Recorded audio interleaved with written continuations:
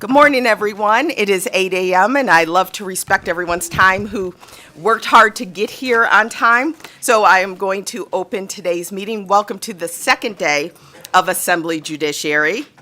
With that, I'm going to ask the Secretary to please take the roll. Assembly members Cole. Here. Dahlia. Here. Gonzalez. Here. Gray. Here. Hanson. Hardy. Here. LaRue Hatch. Here. Marzola. Present. Moore. Here. Nadeem. Present. Orentlicker. Here. Roth. Here. Urick. Here. Chair Miller. Here. And please mark any member who's not here right now present when they arrive. Just a few housekeeping issues, just to remind everyone, including members up here, please make sure that all of your electronics all the bells and whistles are turned down so we're not disruptive. Also, just a reminder that committee information is available on Nellis through the legislature's website. You can watch us right now if you're watching online through Nellis or also through our YouTube channel. We have the availability to make public comment either here in person, down there in Las Vegas, or on the telephone. And I'll be providing that information shortly for public comment that will occur at the end of the meeting. We again ask when we get to the portion of public comment that you please keep your comments to 2 minutes each. And with that, we have on today's agenda, we have a number of presentations. The first one being the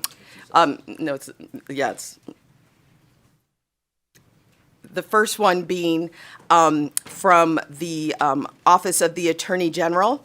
And so we're going to begin with a presentation from Attorney General Aaron Ford and Chief of Staff Teresa Benitez Thompson. So please approach. And we'll give you a few moments to get settled. And then when you're ready, please begin.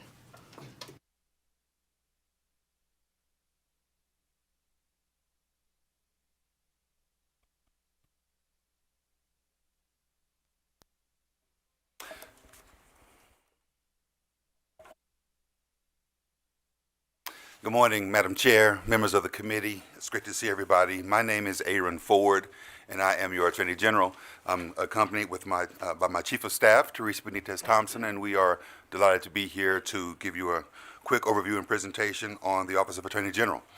I'm thankful to the people of Nevada for granting me an additional 4 years of service as their Attorney General.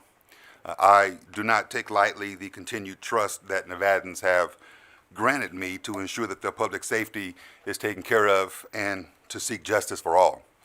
Today, I will introduce you to the Office of Attorney General.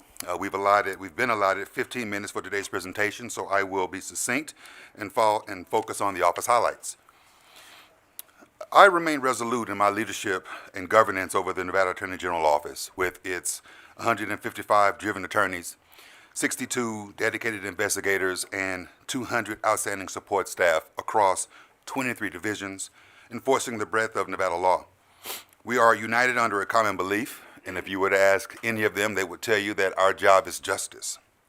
As the state's chief law enforcement officer, the Attorney General represents the people of Nevada. We represent the people's best interests before state and federal trials and appellate courts in criminal and civil matters. We also serve as legal counsel to state officers, to state departments, most state boards and commissions as well. Additionally, my office works with our local, state, and federal law enforcement partners to protect the public. I invite you all to read our 2022-2024 biennial report, which can be found at our website at ag.nv.gov. Every Attorney General brings their own perspective as to how we should be protecting and improving the lives of Nevadans. The overarching theme that I've used and that I've set is our intention to do our job, which is justice. To guide my decision-making, I framed my administration by a set of policy priorities. These priorities do not override our statutory obligations. Rather, they serve as a lens through which we view our work. I refer to these priorities as the 5 C's: constitutional rights, criminal justice and reform, consumer protection, client service, and community engagement. Each of these C's serves as the moral compass through which our office operates, and it guides the ways in which our office can serve Nevada. I'll begin real quickly by speaking to criminal justice and reform. Ensuring public safety and reform are not competing values. They are not mutually exclusive. I believe in accountability for those who harm others, as well as a justice system that is comprised of human dignity and fairness. I'm proud to say that my staff and I have successfully prosecuted dangerous criminals, ensuring a safer Nevada for all. Between 2022 and 2024, the Investigations Division of my office reviewed more than 8,000 complaints concerning cybercrime, fraud, human trafficking, missing children, and public integrity concerns.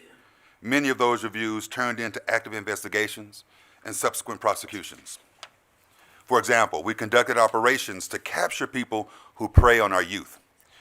We also prosecute individuals for crimes associated with what we call John stings. In one recent sting, a registered sex offender communicated with a decoy to purchase sex. After being told the decoy was 15 years old, he agreed to meet at a prearranged location to complete the transaction. The perpetrator was subsequently arrested, and then it was discovered he was on probation for possession of child sexual abuse material, or CSAM as we call it. He'll be serving 28 to 72 months in prison. AG investigators also participated in the Southern Nevada Human Trafficking Task Force, operations with the FBI, the U.S. Attorney's Office, and local law enforcement agencies. OAG investigators tackled deceptive fraud in the Latino community through investigations into notario operators, persons who pass themselves off as attorneys and defraud their victims of significant financial sums by promising to help them in acquiring permanent residence or other immigration benefits. It's an important job we do, especially in this day and age. This past biennium, we established the Victims Services Unit. The 82nd Legislature, thank you, for granting our request for 2 victim witness advocates, the first time our office has ever had any, which was a surprise. Their mission is to provide support, advocacy, and empowerment for victims of and witnesses to crimes investigated and prosecuted by the Nevada Office of Attorney General. Additionally, we prosecute financial fraud, including scams, insurance fraud, workers' compensation fraud, securities fraud, mortgage fraud, sex trafficking, cyber crimes, public integrity cases, and crimes that occur in the Department of Corrections facilities. On to consumer protection. I'll always stand up against corporations who engage in deceptive trade practices and anti-competitive measures which harm Nevadans' hard-working families. Some highlights from the past 2 years include providing advocacy for ratepayers before the Public Utilities Commission and the Federal Energy Regulatory Commission to ensure that our ratepayers receive reliable utility services at a reasonable cost. Enforcing the Nevada Deceptive Trade Practices Act. For example, I obtained a $2 million settlement with Walmart to ensure that prices listed on the shelf matched prices being charged at the checkout counter. That was a complaint I received directly from a Washoe County, a Reno constituent, and we were able to, again, obtain $2 million to settle that type of issue. As chairman of the Attorney General Alliance, which is a nonpartisan, bipartisan association of attorneys general throughout the entirety of the the country, I launched the Empowering Consumers Through Education initiative.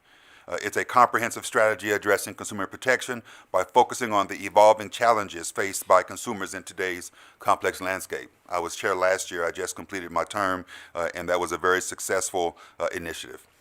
I continue to hold the pharmaceutical industry accountable for devastating harms that opioids have caused across Nevada's communities.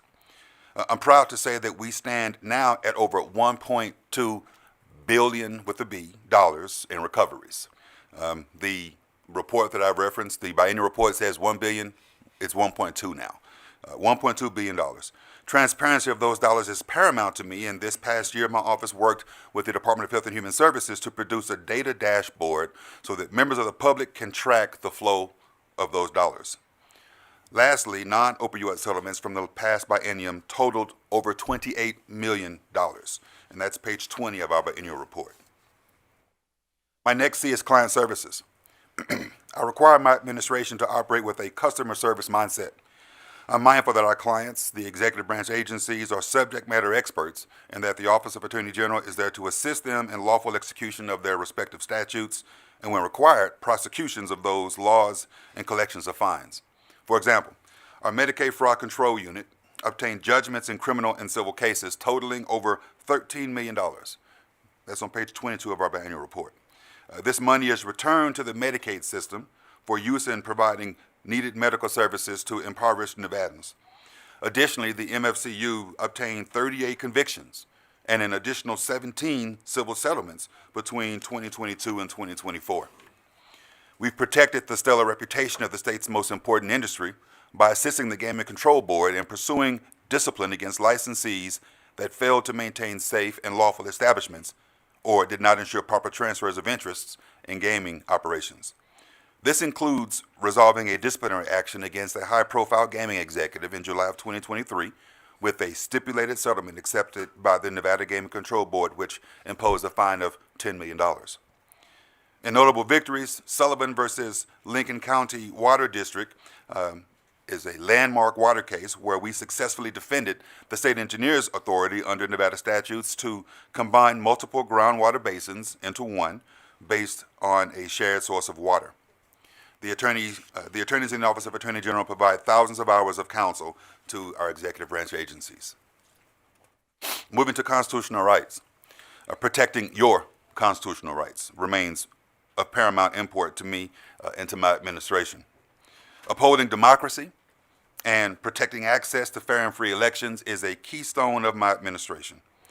To this end, we prosecute felony voter fraud cases in Nevada and defend against attacks to interrupt procedural ballot counting. Let me talk about two recent actions that I've taken. The first of which is me joining with 17 other states in challenging President Trump's executive order purporting to end birthright citizenship, an action that violates the Constitution, the constitutional rights to which all people are born to in the United States are entitled. We prevailed on a order in court to stop that from proceeding pending this trial. Again, it is an immediate example of protecting constitutional rights. Secondly, I joined a coalition of states to request a temporary restraining order to prevent the Federal Office of Management and Budget, OMB, from enacting an indefinite pause on federal assistance. This litigation is critical to the state of Nevada because 32% of the state budget comes from the federal government and is for the state's healthcare, education, law enforcement, fire, disaster relief, and infrastructure, again, coming from federal grants and awards. I'm going to go off script real quickly because we were doing a rural tour just last week. I drove from here to Elko. I was going to Cowboy Poetry. We stopped in Fernley. We stopped in Winnemucca. We stopped in Fallon. We stopped in Lovelock. And we ended up in Elko. And I spoke with some of your constituents specifically about how that impact of the OMB lawsuit would have affected their ability to provide services to victims of domestic abuse, of sexual assault. They were devastated by the prospect of that money being turned off and not being able to serve their constituencies and their clients. I am proud to say that we have restored some sense of safety to them, and they know that this Office of Attorney General is going to push back against unconstitutional overreach from any administration, including this current one. So now onto the last C, community engagement. Our Constituent Services Unit received thousands of communications, calls, letters, and emails from concerned Nevada residents. Some residents called to express their views, others called to file complaints or request investigations into fraudulent business dealings. Over the biennium, there were more than 16,000 constituent services requests made to our office. During the past biennium, our Office of Military Legal Assistance, OMLA, provided support to over 1,900 veterans and military spouses. The OMLA maintains a monthly Ask a Lawyer event at the North Las Vegas Medical Center to provide free, no appointment necessary legal consultations. My investigations division and I hosted the first ever OAG-sponsored Community Cadet Academy at the Richard Steele Boxing Gym in Las Vegas, North Las Vegas. Approximately 50 kids participated. Additionally, our investigators and their families participated in an Earth Day cleanup event at the Valley of Fire State Park. As well, investigators and support staff in Northern Nevada participated in the Carson City Sheriff's Night Out. My staff continues their ongoing involvement in the Police Athletic League of Southern Nevada, food distribution event, a community service event in which free food is handed out to Las Vegas area residents at the Clifford Finley Middle School. Food is provided by 3 Square. At this time, I want to thank our law enforcement officers for their continued community involvement and the work they engage in daily to make our community safer. I also want to take a quick moment to offer condolences to our colleague in North Las Vegas. I just got goosebumps saying this out loud. I'm wearing our shrouded badge. We lost an officer, and please keep North Las Vegas, the family of the officer, in your prayers, and let's thank them for their services all the time. Lastly, the Office of Attorney General supports community nonprofit organizations, local law enforcement agencies, and state-specific endeavors through $13 million in grant projects. Moving past the 5 C's as I get ready to close, I want to highlight programs housed within the Office of Attorney General. Our Domestic Violence Ombudsman serves as a liaison with all state and local partners on issues related to domestic violence, sexual assault, and human trafficking. They also serve as a state-level coordinator with oversight of many programs and initiatives, including the statewide Committee on Domestic Violence and the Nevada Vine. Our Office of Military Legal Assistance, I've indicated, provides pro bono legal advice to veterans and military families in civil matters. Our grants unit manages federal grants and awards. We administer millions of dollars of grants that could have also been affected by the lawsuit that we engaged in. To law enforcement agencies and community organizations engaged in supporting victims of domestic violence and assault.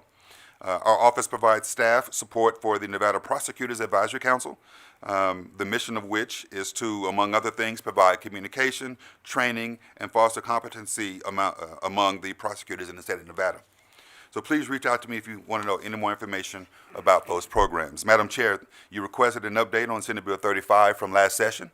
As you recall, there was an extensive dialogue about that piece of legislation. That was the one that related to decreasing the levels intended to constitute trafficking in fentanyl.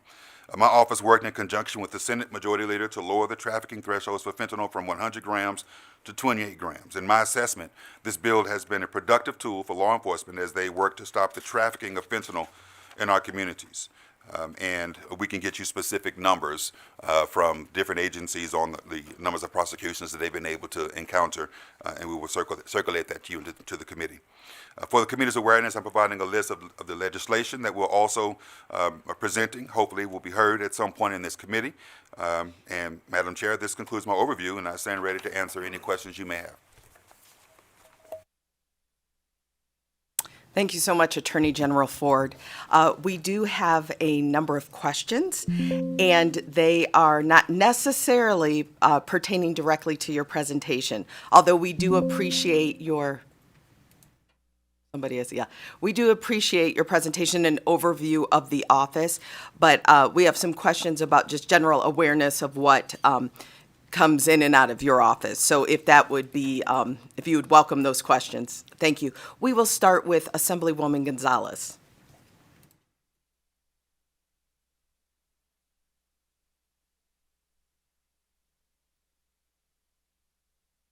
We will start with Assemblywoman LaRue Hatch. Thank you, Chair, and thank you so much for being with us this morning. I appreciate all the work that you're doing to protect Nevadans across the state.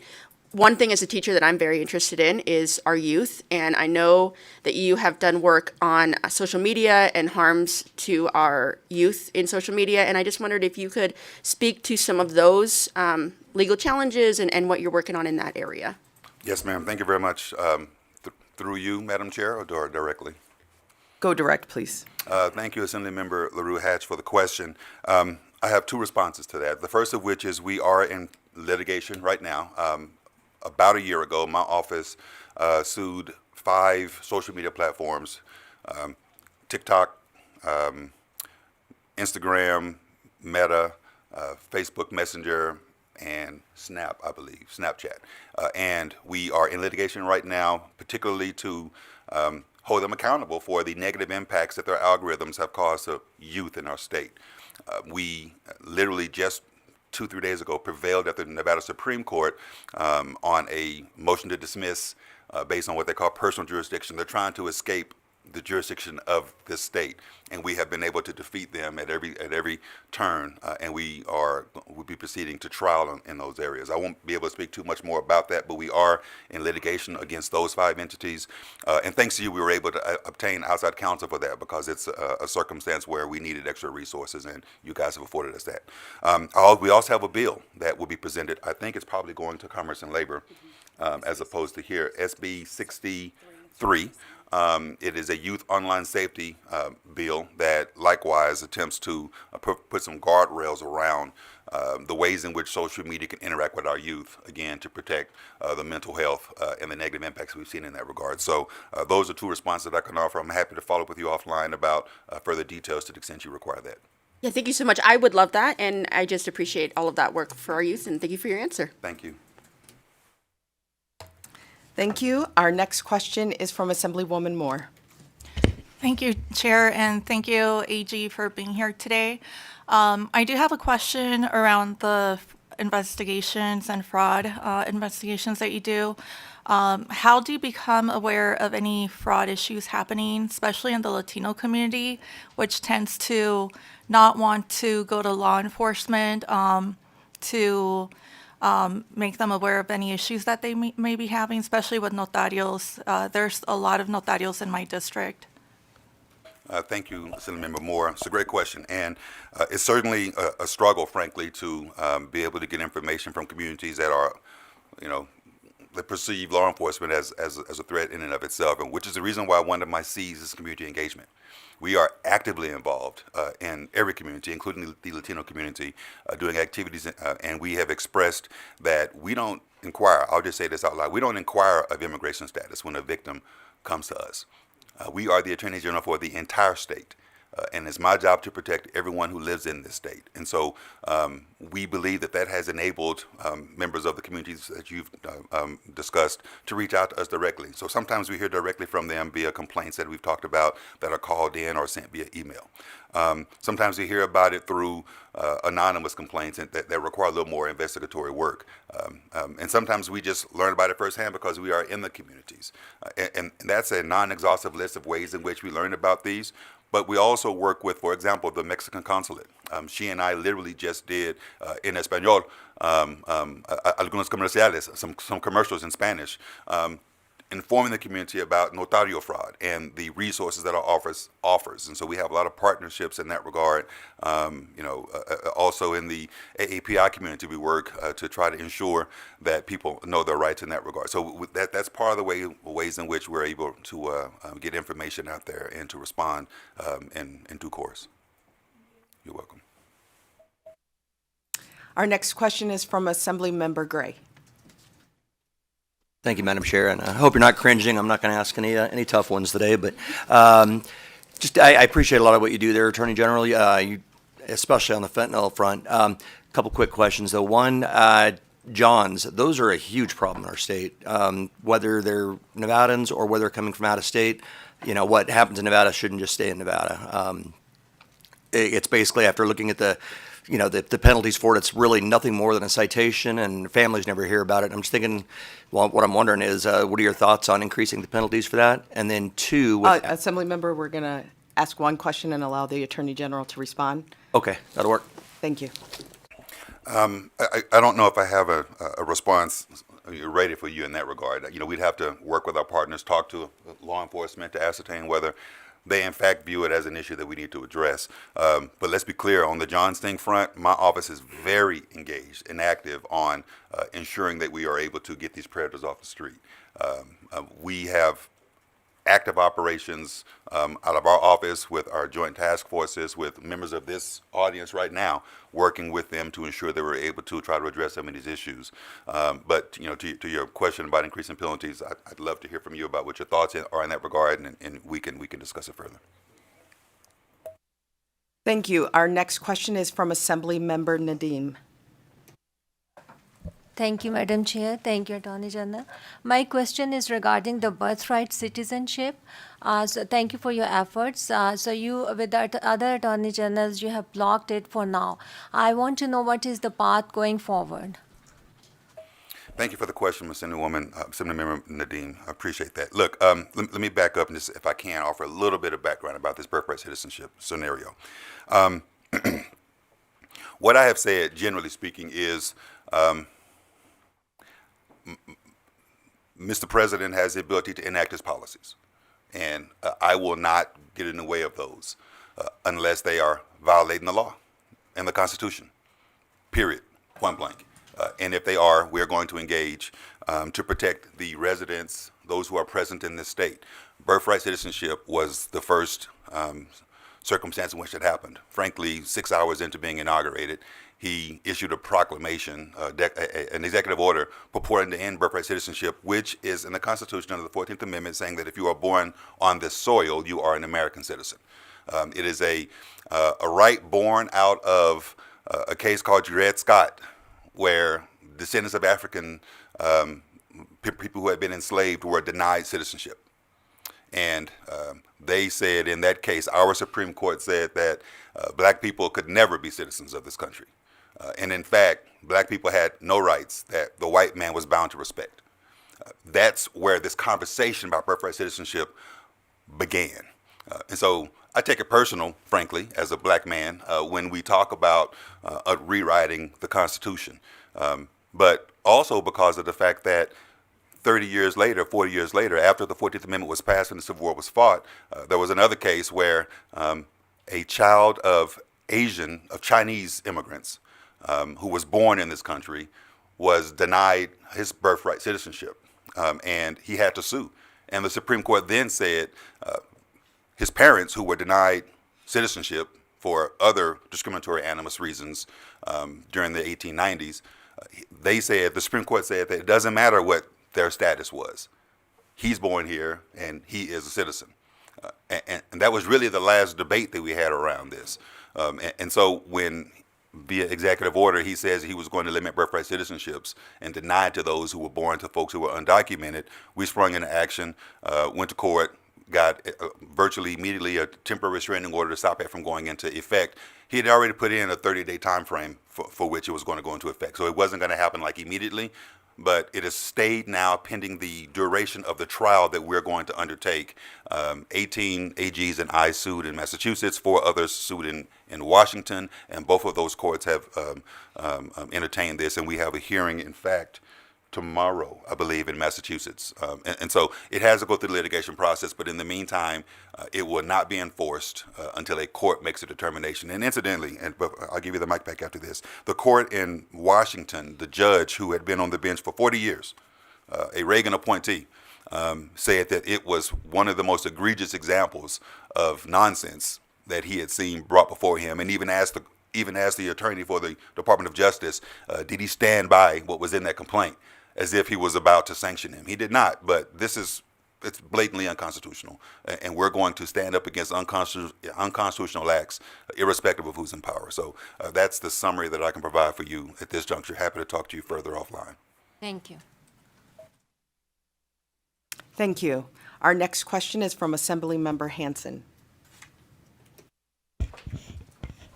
Good morning. Good to see both of you, and glad to hear that you took a trip through part of my district. Love those counties and the rurals, and that brings me specifically to a very pressing issue that I think all of us have been made aware of, that is unfolding in Pershing County and Lovelock regarding the broadband, the Uprise contractor, and NDOT contract for $14 million. The contractor given about $9.1 million upfront, which in the contracting world, that's a little unusual, before any work was done. So it's about oversight and the jurisdiction. That's the issue. I would maybe, if you could touch on it here on the record so we can have some clarity. It involves some federal money. The state was given the money. The state, through a contract that NDOT had, giving this contractor kind of carte blanche, that money just being not a lot of oversight. And that's the concerns, like who's checking and who. I know that your office is aware of this, but we have subcontractors that are constituents that have not been paid. And it appears this individual that got the money, we're worried has absconded and flight risk. So we've done what we could, but wondering what jurisdiction the Attorney General has over this very complicated matter that's extremely distressing. Thank you, Assemblymember Hanson. Senator Hanson actually reached out to me about this specifically. I'm going to be very circumspect with how I talk about this because it's a pending issue. I will say that we have been made aware of it. My office has. NDOT is a client of ours, and we advise the client. I give advice, they take it or they don't. Right? That's what lawyers do. We give advice. We don't make decisions in that regard. So where we are at this juncture is quite aware of the circumstance. There very well may be overlapping jurisdiction. You've indicated it was federal funds. I know that other of my, I won't mention it by name, of my law enforcement colleagues are also engaged in, or at least know about this, and I can't speak to what they're doing in that regard. But we're aware of it. Assemblymember Hanson, I just, on this record, I can't say anything about what may be happening or what may not be happening. And Chair, just a quick follow-up. Proceed. Thank you. And I can appreciate the spot that you're in, and which would make me rhetorically say, well, a chair, I've been in support of an ombudsman. I think you have a bill along those lines for ombudsman. And so this is, I guess the issue is, when we've got all this state interaction, who's watching who? And who does the public, who can they come to that's more of an independent third party? Because I think maybe that would be a relief for you, for us, to have some sort of an independent third party that's not interconnected with the state the way we all are. So thank you. Thank you. And my bill's actually not for an ombudsman, so, yeah, okay, we're just having we're just having a sidebar over here. Assemblymember Gray, do you have another question? I do, ma'am, if it's okay. Just wanted to touch on asset forfeiture. I'm a big proponent of it, but recently there's been at least one high-profile case here in Nevada that just really doesn't seem like it fit the criteria and really put a veteran in a really bad position. Are you creating any other kind of oversight for that to make sure that people don't get caught up in stuff like that again? If I could ask clarification, Assemblymember Gray, you're saying you're in favor of asset forfeiture?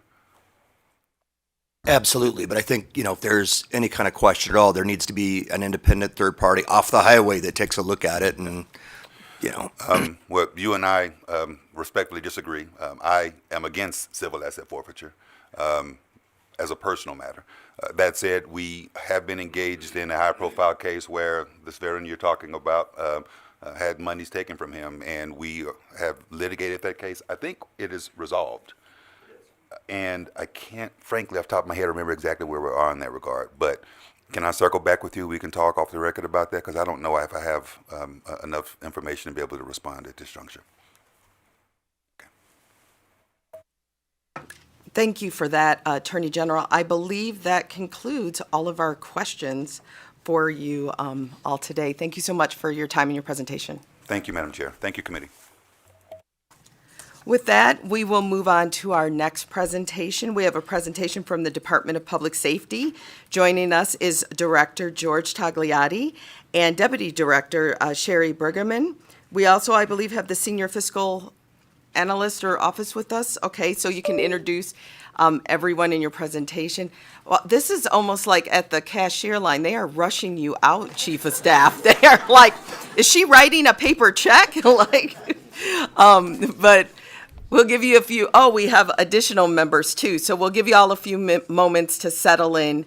And then please, I just ask that you start with introducing everyone that's part of your presentation. And then when you're ready, please proceed. Thank you, Madam Chair. And good morning, everyone and members. I am George Tagliati, your Director of the Nevada Department of Public Safety. And with me this morning, I have my Deputy Director, Sherry Bergerman, on my left, and also our Senior Fiscal Officer or Manager. I change her title regularly, Chrissy Defer, who will make our presentation. And with us today is also a number of our division chiefs and subject matter experts who'll be able to answer any specific questions that you may have. So,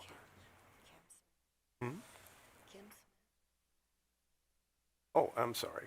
We also have Kim Yoko Smith, who is our PIO, who's also part of the presentation. So thank you. Christy?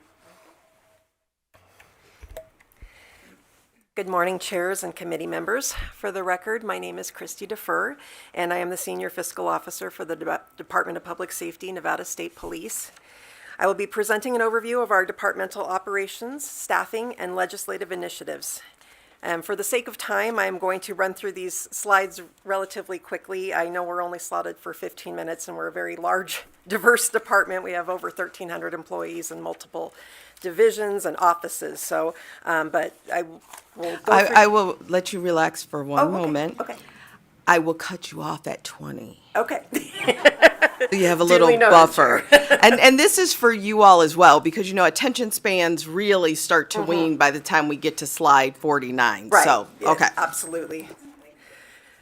So the first slide is our organizational chart. I know you've seen it before, but it always helps to put a face with the names. There's a lot of years of experience, and our leadership has outstanding leadership with a lot of years of experience in their respective fields.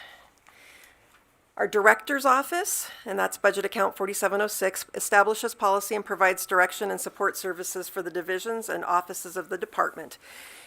We have within that the Human Resources Unit, which supports the department with recruitment and selection, workplace safety and employee management relations and background and polygraph services. We have our Fiscal and Administrative Services Unit, and that provides services to the department to include accounting, fiscal oversight, budgeting, payroll, evidence oversight, and contract management. And then finally, we have the Research Planning and Technology Unit, or as we call it, RNPT, because we love our acronyms, provides support for department-specific equipment, mainly to, you know, law enforcement. We have body-worn cameras, in-car cameras, tasers, and radios. They also provide research and implement and maintain our departmental software, our CAD software, and Brazos citation software. And they also assist the department with managing our departmental public records request FOIA software tracking system. So just to kind of touch on our marketing and recruitment efforts, I know everyone knows that the public safety particularly has struggled with hiring and retention in years past, and that is specific really to our sworn and dispatch classifications at this time. We're pleased to discuss our progress in these areas, and we wanted to show that, first of all, that the departmental sworn versus hired ratio. This is the first time since 2017 that we have had more hires than separations. So we're very excited about that. We attribute these numbers to our All-Star marketing campaign that was initiated in mid-2024 with an ARPA grant. And while we have made strides in hiring and retention, our vacancy rates overall, to include both sworn and civilian positions, continues to be a challenge. I'd like to point out our high vacancies in our records, communication, and compliance division, largely due to the struggle that that division is having with hiring and retaining dispatchers. So as I mentioned, the All-Stars campaign has increased our applicants for sworn positions by nearly 71% from 2023 to 2024. And this has been accomplished by aggressive nationwide social media advertising and ensuring that all potential candidates are engaged and guided throughout that hiring process. And that All-Star staff has just been amazing to help augment the number of applicants that we are able to bring in ourselves organically. The increase in applicants has resulted in 294 candidates passing both the background, written and physical the written and physical examinations, and that's a 38% increase in candidates passing both examinations. We're just very excited at the volume and quality of the applicants that we have received for this marketing campaign. Next, we have our evidence vault, which is responsible for receiving, tracking, and maintaining evidence for the Nevada State Police. The evidence vault has 3 main vaults and 10 interim locker locations across the state. The Office of Professional Responsibility, or OPR, is charged with the investigation of complaints regarding an employee's conduct of our policies as well as other law enforcement operations. It's the repository for all our departmental complaints and use of force incidents. The DPS Training Division is responsible for the training of incoming cadets in their northern and southern academies and the continuing education and career development of both civilian and sworn personnel throughout recertification, through recertification training and tracking and non-law enforcement training for sworn and civilian staff. And the division also supports the department in its recruitment efforts. Nevada Highway Patrol Division is, of course, responsible for the safety of our Nevada's roadways and keeping everyone safe through data-driven enforcement, education, and strategic partnerships. The Highway Patrol is comprised of 3 main budget accounts. First is 4713. And the strategic priorities include enforcement of traffic and criminal law, crash investigation, and targeted high-risk enforcement. And next, the interdiction program, budget account 4705. It is our canine specialized units trained to detect and disrupt organized crime, including human trafficking, drug smuggling, and illegal weapons movement. And finally, the third is the Motor Carrier Safety Assistance Program, or MCSAP, and that's budget account 4721 with 18 full-time employees. They ensure that commercial drivers and vehicles operate safely and in compliance with state and federal regulations. Next is our Nevada Parole and Probation Division. The Parole and Probation Division protects our communities by conducting investigations for the district courts, pardons boards, and parole board. And the division also monitors and enforces the supervised individual's compliance while on parole and assists with integration back into society. And they just wanted to share that they have made significant progress from 2023 to 2025 regarding caseloads and actual staffing. Some of the rural areas show lower numbers, but that office is managed by only 2 officers. So when they take that into account, it's essentially doubling the percentage that they show on us there. The Investigation Division provides criminal and administrative investigatory response to local, state, and federal law enforcement and criminal justice agencies throughout the state of Nevada. We wanted to touch on some of the specific work that they do. The Digital Forensic Unit created by the division handles digital evidence. This is a critical component today of almost all of our criminal investigations. They also handle major crime investigation, drug enforcement, vehicle theft interdiction, and polygraph services. The division also oversees the Safe Voice program on behalf of the Department of Education and conducts criminal investigations related to bullying and operates the call center, which receives and vets the reports that come in via mobile app and web browsers. And finally, the Nevada Threat Analysis, or NTAC, is the federally designated fusion center to work on deterring, detecting, and preventing and mitigating terrorism and criminal activity. The Records, Communication, and Compliance Division consists of 2 main budget accounts. The first one is the Records Bureau, 4709. Budget account 4709. It's the central repository for the Nevada records of criminal history. And wanted to point out some legislation, BDR 25A 6553321, that provides for a blanket authority for employers, licensing authorities, and volunteer organizations to conduct fingerprint-based background checks to voluntarily participate at no cost in the RAP-BAC program. And SB 26, which revises provisions revises provisions authorizing certain entities to obtain information relating to the records of criminal history of persons responsible for the safety and well-being of children, elderly persons, and people with disabilities in the state. The Records Bureau consists of the Insidious Compliance Unit, Civil Name Check Program, Uniform Crime Reporting. They have the State Sex Offender Registry, and Point of Contact Firearms Program, and Sexual Assault Forensic Evidence Reporting Program.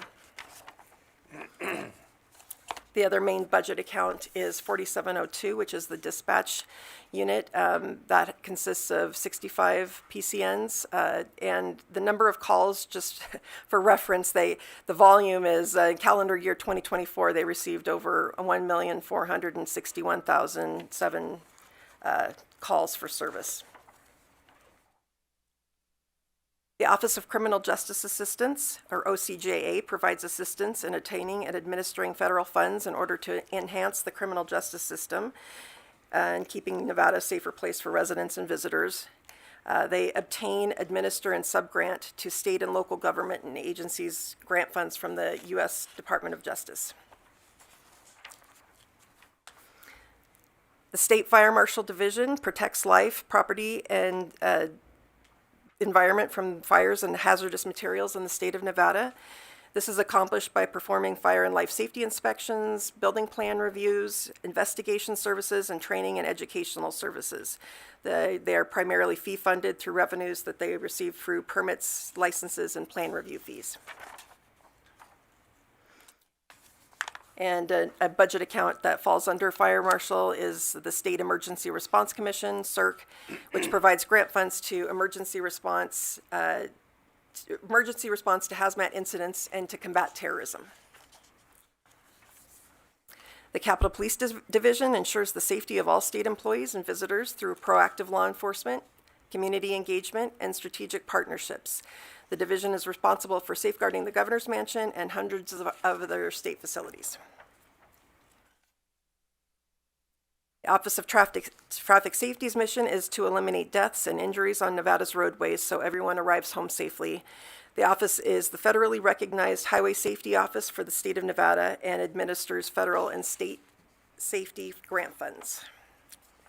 Additionally, the division manages and reports on crash and citation data and manages statewide traffic safety programs. To note, the office has sponsored AB 55, which is a bill to update and clarify collection and reporting of traffic crash data. And that's our final slide with Canine Skip from Las Vegas. And that concludes our presentation today. And I thank the chairs and committee for the time and opportunity. And we welcome any questions that you have. Thank you. Thank you for your presentation. Our first question is from Assemblymember Ornlicker. Thank you, Chair, and thank you for your presentation. I have a question about something that came up when I was working with the Board of Medical Examiners on the licensing approval process, and doctor wants to come to Nevada, has to submit their fingerprints, and they can do a fingerprint card and mail it in. But apparently, if they want to do the live scan fingerprints, that can't be sent from out of state, and I learned that that's commonly true, that I could only find one state that accepts live scan from out of state. But if you could explain the rationale behind not accepting the live scan fingerprints. George Tagliati for the record. Erica Sousa is our administrator of our records management and handles all those types of details. Erica? Good morning, Erica Suziyamas for the record. I'm the administrator for the Records, Communications, and Compliance Division. You're correct. There's each individual live scan requires vetting and technical connections, and to meet state and FBI federal security policies, they do require on-site audits and vetting, and just to be able to go out nationwide and allocate those types of resources. Number one, we don't have the resources for it. Number two, we don't have the budget to send the resources out. It does take quite a bit of technical assistance from OCIO to help establish those network connections individually with each live scan. So that's the reason why we can't accept LifeScan from out of state. Thank you. Could you just spell your last name for the record, please? Just Yes, it's hyphenated, Souza Lamas, Souza hyphen Lamas. Thank you so much. Our next question is from Assemblymember Hardy. Thank you. Thank you, Chair. Good morning, and thank you for being here. I just wanted to just talk a little bit more at the beginning about your vacancy rates and hiring. I know in the state, we've had a history of people coming to, this department and then leaving, specifically officers. So we've tried to, help fix that. So I'm really glad to see that you've been able to increase the hirings and with your marketing campaign and such. I think that's wonderful. So I just wanted to, and you touched on it briefly, but just maybe talk about it a little bit more, that you're seeing less separation. So you've been able to hire more, but what do you attribute, say, the people deciding to stay as opposed to, in the past, people have wanted to leave? If you could just touch on that a little bit more, how you see that, the reasons for the change. George Tagliati for the record. Thank you for the question. It's been a struggle over the years, and a lot of it has to do with parity with other law enforcement agencies for sure. And then we also have a situation with the retirement system, as you may be aware with PERS. All law enforcement are on the same retirement program, but we have a different participation as far as the employees' participation, and the counties handle it differently than the state. So it has been a bit of a struggle. One of my personal issues has always been the fact that we put some really solid people through our academies, and then it's almost like other agencies are waiting to get the best of the best and try to recruit our folks once they're qualified as Category 1 police officers. I can give you some detail on our efforts for recruitment and that was our Deputy Director, Sherry Brigham, has done a heck of a job getting involved in getting us some more talent. But also as a backdrop, nationwide we have issues, as you well know, as far as recruiting within law enforcement. And as the Attorney General mentioned, we just had a law enforcement officer in North Las Vegas killed yesterday. So it's an honorable but difficult job, and we still want to hire the best of the best. And we owe it to our community, owe it to you, and we owe it to our employees to not lower our standards on who we do hire. Sherry, could you tell them about All Stars, please? Sherry Brigham for the record. All Stars actually was started, it's a company that corrections aligned with early on in the last biennium. And when they brought it to our attention, we jumped on board. They've done a great deal in getting us a lot of face time with the public, which is something the state just doesn't provide for. We don't have marketing to go out and hire the thousands of employees that we need. It's just assumed that if anybody needs a job, they go to the application site. So that's driven the applications so significantly. And back to the director's point on why employees are leaving, in the past, their rate of pay was so low compared to all the locals because they pay so much for their PERS and the rest of the counties don't. That's the biggest difference between the two. And it was getting to the point after the cutbacks from years ago, and this is a long livelihood. It's a career position. It's not a stepping stone. That they realized that they could retire, and in 3 years they're going to start getting regular raises because that's guaranteed in their retirement, and they could get another job making twice as much.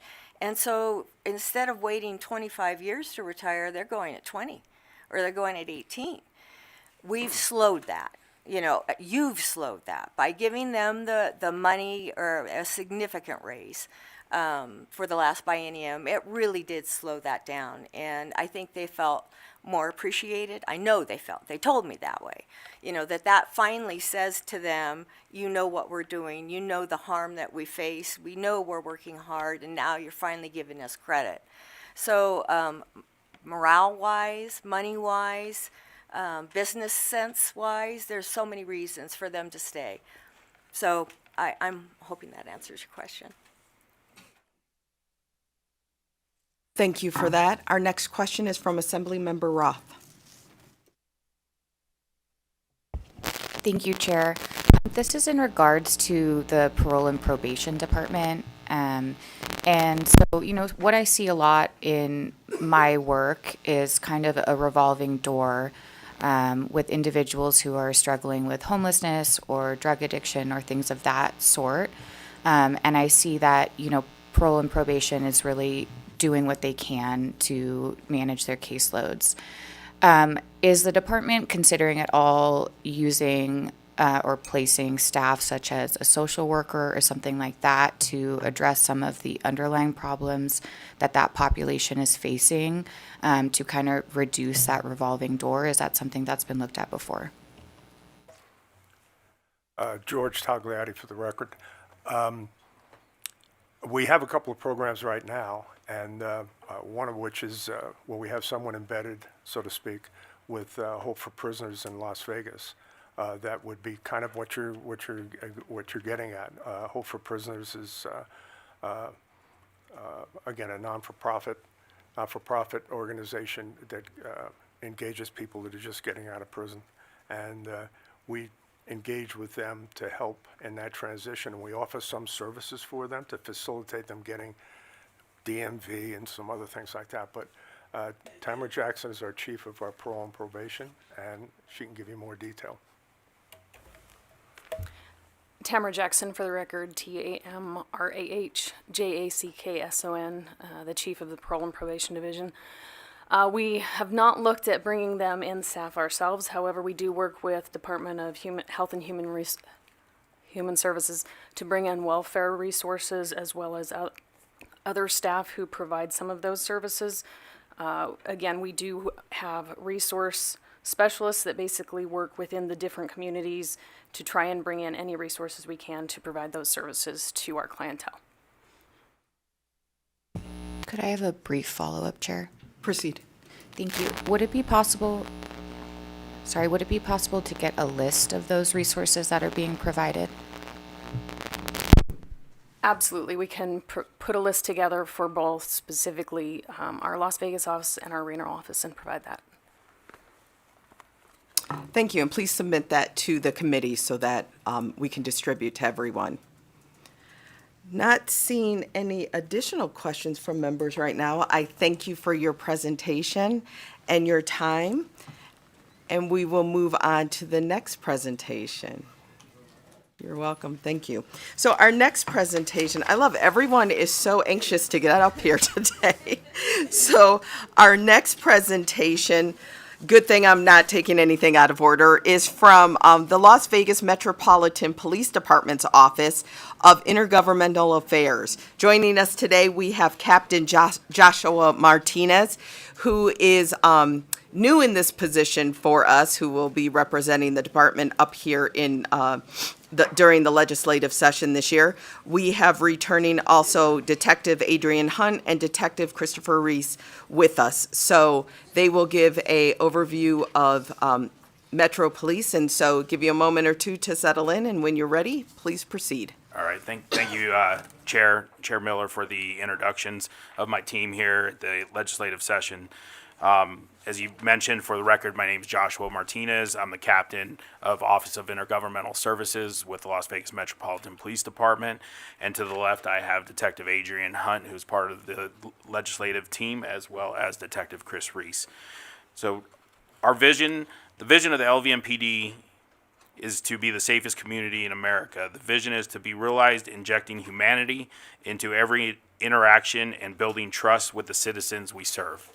So as you've heard very often from our sheriff, injecting humanity is the biggest thing for us, and we're changing that mindset within our workforce so that way we could go out there and create relationships with the community and other groups within the community as well. Community is an important aspect of everything that we do within law enforcement. As you see here, $1.6 billion is our budget. That's the entire budget, which includes detention and other funds. The next slide, I provided a pie chart so you could see the breakdown of the percentages of the funds, and where the contributions come from for our budget. As everybody's probably aware, we are one of the largest law enforcement organizations within the United States. We have 6,285 total positions, and those are broken down. 4,451 are commissioned, 3,485 are police, 966 are corrections, because we are responsible for running the Clark County Detention Center as well, and 1,834 civilians. As you know, our sheriff spoke about the call wait times when they would come into our dispatch center.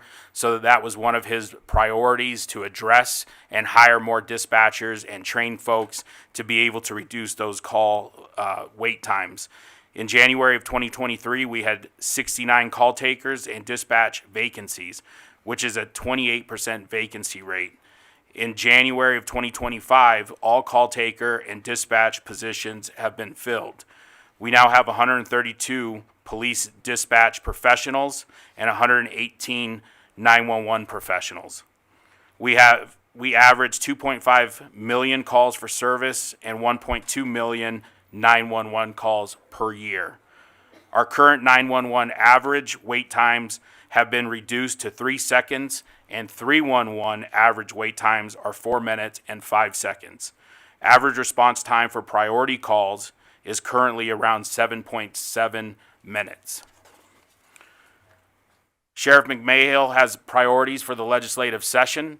Our priorities are crime reduction, DUI law reform, and traffic reform.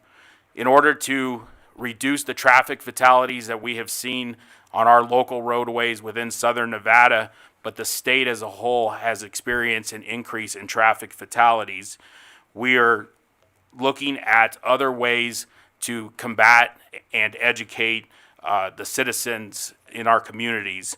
Traffic enforcement, we are looking at automated traffic enforcement during the 2025 legislative session. We believe that automated traffic enforcement will help solve the intersection red light running and also help enforce traffic speed related offenses. DUI behavior is something that impacts us as well and is a causal factor of our traffic fatalities. As you can see on this slide, this is going to be our overall crime numbers for 2024 compared to 2023. And as you can see, we've had a reduction in our homicides, and they were reduced by 22.7%.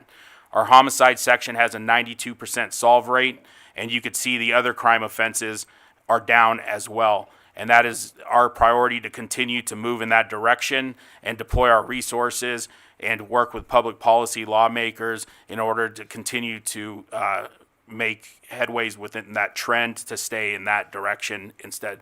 What happens sometimes, we know, is if we take our eye off the ball, then we could lose some ground there. And we're trying to, as I said in our vision, become the safest community in America. And then you can see on this slide, these are property crimes. As we know, legislatively, we increased the amount that it takes to get to a felony threshold.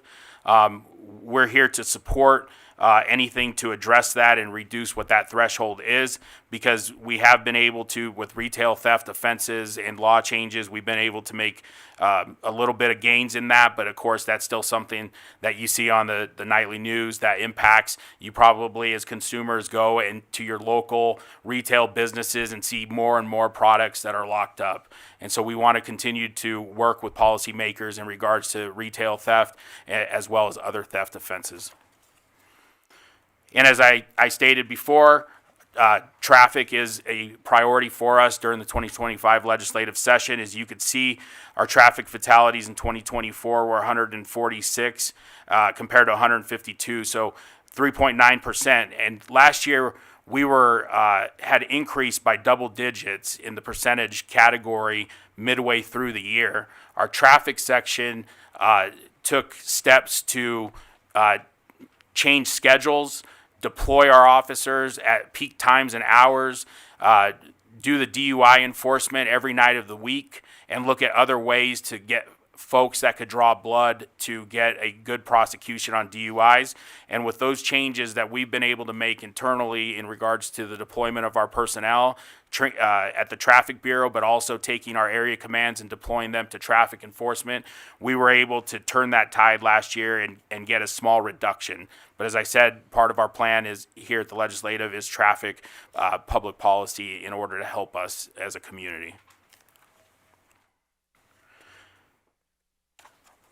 And then the priority projects that Sheriff is working on is the Wellness Bureau is important for the wellness of our families, our officers, and everybody that's employed by the LVMPD. The Bureau was created in 2023 and is now fully staffed with clinicians who are currently scheduling over 400 psychotherapeutic sessions per year. Our peer support are making over 1,000 contacts per month. The new wellness building opened in November of 2024, and I invite all of you, if you're interested in taking a tour of our Wellness Bureau, please contact myself or one of the detectives and we could get you scheduled. If it's something you want to do on your weekends when you go back south, or anybody from the north that wants to see it as well, you're more than welcome to come visit us. It serves, as I said, our employees, our families, our retirees, as well as working with other law enforcement, fire organizations within Southern Nevada. Here they are treated for trauma, work stress, anxiety, depression, substance abuse, family conflict, reactions to medical challenges, and more. This is, we've also brought in partnered with a pro-tactical group. What they are is physical rehab and rehabilitation as well, because it's important to provide when our officers or employees are injured, to provide them the proper physical therapy, medical care treatment to get them back to work in a timely manner. Safe Neighborhoods Bureau was created to address the gun crime violence that we're experiencing within our community. It is made up of our Crime Gun Intel Center and the newly created Violent Gun Crime Unit. The VGCU investigates crimes in which a firearm is used, especially where an individual has been shot and is expected to survive. If it turns to a fatal type of a shooting, of course, that falls with our homicide division. The general stats that we have since we've stood up the Violent Gun Crimes Unit, January through December of 2023, our juvenile firearm arrest was 476, which was a 64% with prior criminal cases. January through July of 2024, firearms arrests was 281 with 67% with prior. And that brings me to part of our legislative agenda is to try to find a way to deal with gun violence within our communities, because we have more and more juveniles that are being found and located in possession of firearms, and it's leading to an increase in violence within the youth.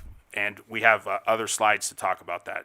The juveniles DAs have been, able to talk to judges, and we've been partnering with them to try to find resolutions to be able to not only take care of this from the criminal aspect, but also take care of this with the, community engagement aspect and organizations that are out there, as well as our Clark County partners.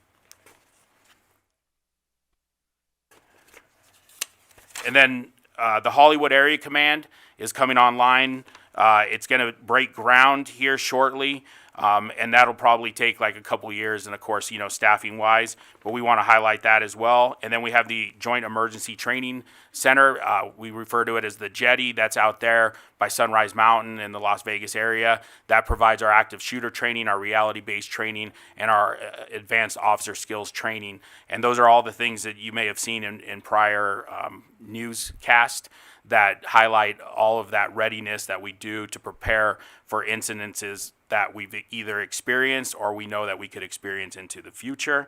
And then we have the Sky Canyon substation within the city of Las Vegas that is in the planning phase. And then the Joint Police and Fire Communication Center, which would be a 911 dispatch center. And then we have the Clark County Detention Center, which has 55,740 bookings in 2024. And To highlight some of the 2023 legislative things that were passed by this legislative body, we had the medication-assisted treatment program, voting in jails, and pretrial release hearings. And then those are just the figures of the total number of bookings and then category of crimes that are there. And then the community outreach and the partnerships that we do is the Office of Community Engagement, Youth Interdiction Program, Community Alliances, and youth school-based mentorship programs. And then, of course, we are always recruiting. So if you have any family, friends, any constituents that are wanting to join law enforcement, not only be law enforcement officers, corrections officers, dispatchers, but we have a host of civilian positions that support us as well. You could go to lvmpd.com or protectthecity.com, or you could contact one of us up here. We could give you a card. We have QR codes on the back of them to increase our recruitment. Thank you. If you have any questions, I'd be happy to answer. Thank you so much. As you can imagine, there's a number of questions, and I would just like to thank you formally again, because as you know, just recently, thank you for your assistance in this. I was able to do a ride-along with Metro Police. And just so that folks know, when I do something, I do it. So it was Saturday night, second shift, the entire shift in one of the more, I'll say, active communities in our county. And so it was, of course, I was raised by a Detroit cop, but it was also very eye-opening, and even from the administrative side, and we have questions that are coming, it's going to come on the record, about response times to 911, and that was also very eye-opening for me to see just how sophisticated things and how specific systems have become in this day and age. And I was also very fortunate to learn the communication that even, like at midnight on a Saturday night, that's going on between our youth. So what's going on with the school district and our kids, and what I don't want to give it away in case they're listening, but things they're doing that they think that nobody knows about. And then when those calls are coming in that we may have a situation, some wellness concerns because of what people are, what the kids are doing. So I just was very thankful for that opportunity and thankful for that. With that, again, we have a number of questions. So we will start with Assemblymember Nadeem. Thank you, Madam Chair. Thank you. My question is regarding the traffic fatalities. We see that it's increasing. Every day we see fatal accidents, and even on the small roads. Now it has become so dangerous to drive. What are the measures? I don't see any what you said. You just mentioned that there are the measures that you are taking to make it less. But with what is our observation that it is increasing day by day? Chair, through you to Assemblymember Nadeem. Okay, thank you. Please go direct. You may not see us out there, but we are out there. And, I know that we'll park on the side of the road and we'll use our lights to deter. But also, of course, we're going to use our mechanisms like shooting radar. Those aren't secrets, being out there, but also sitting at intersections, but also just driving around and seeing the infractions that occur, just like every other road user. When you're using the road, you see infractions.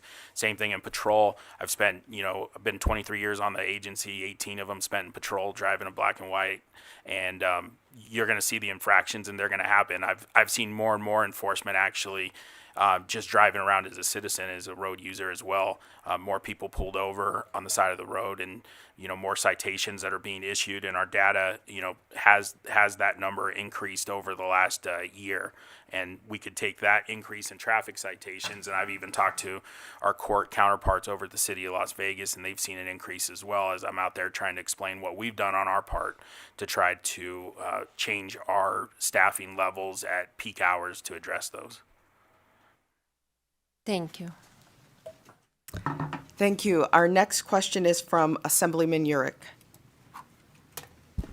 Thank you, Chair, for the opportunity, and gentlemen, thank you for the presentation. It's great to be back in the building with you this session. I look forward to working with you to address a lot of the issues that I know we're still trying to work through in public safety. And I also want to just go on record and say thank you for your service. And again, as the Attorney General mentioned earlier, our hearts go out to our brothers and sisters in North Las Vegas that lost an important public servant yesterday. And so let's keep them in our thoughts and prayers.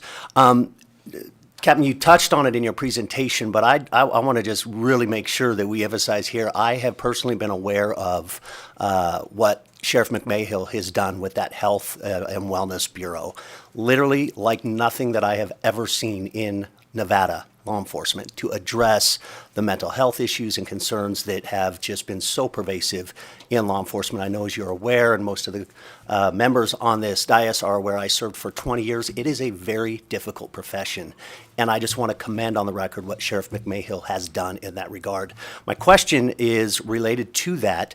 I am hopeful that perhaps, and can you share any information about statistics that you're gathering on, for example, something as simple as where are we headed with officer suicides, right? And are we making a dent in some of the tragedies that occur, in the lives of our law enforcement officers and their family members? Are you keeping stats, anything that we can use as a basis to help further those efforts and share that information with other law enforcement agencies so that they can keep up with what your agency's doing? Yeah, Assemblymember Yorick, for sure, I will reach out to our director over there at the Wellness Bureau and try to get some of those data points for you.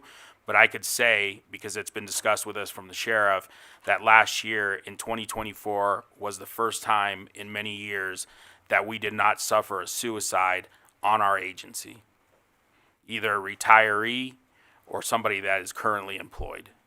So this Wellness Bureau, in the short time that it's been stood up, is playing a significant impact in what our officers are experiencing at a care level every single day. Thank you for that, and that is a wonderful stat to hear, absolutely. With that, we will go to Assemblymember Moore. Thank you for that, Chair, and thank you for the presentation. I have a question around domestic violence. Nevada is constantly on the top of the list in the country for domestic violence cases, and I myself am a domestic violence survivor. What is your response time when there's domestic violence calls coming in, especially when the 911 operator is made aware that there is a gun in the house, and there's also minor children involved? How do you prioritize those calls?